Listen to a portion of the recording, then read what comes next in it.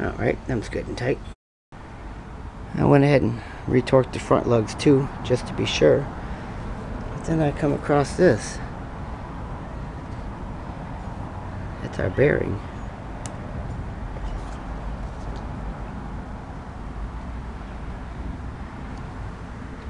That's not good.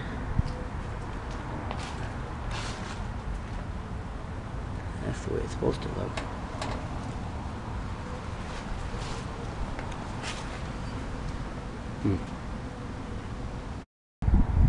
I think it just slid over on the bearings here. Let me.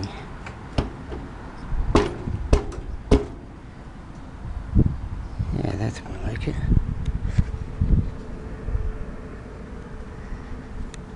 I'll probably have to glue them bearings in, I guess. Yeah, that's more like it. I got our safety clip, the castle nut, and the washer off. And now our wheel will just, the whole hub will slide right off. And here's our inner bearing. And here's our outer bearing. So I'll pop these out and clean it up a bit. Used a 3/8 extension to tap our bearings out. I'll clean them up a little bit. I'll wipe them down with alcohol, and then we'll use some Loctite bearing retainer to glue them in.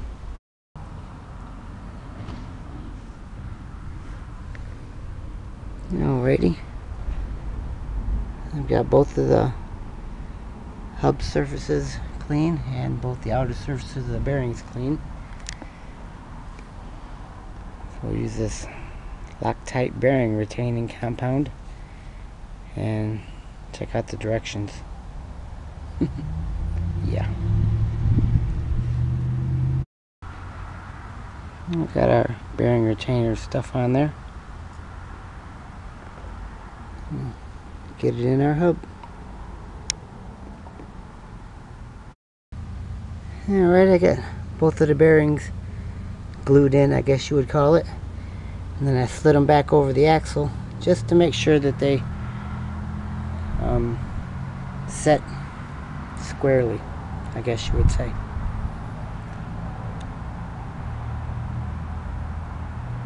Oops. Left out the spacer.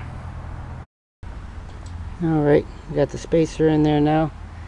Put a little more retainer on there. Good thing I seen that before it set, huh?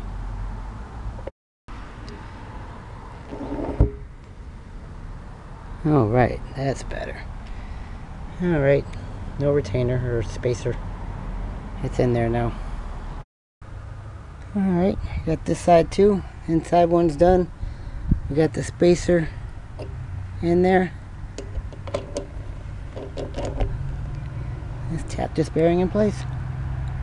I just used a nut to draw the bearing in, and you can see the bearing retainer stuff squirting out the edge there a little bit.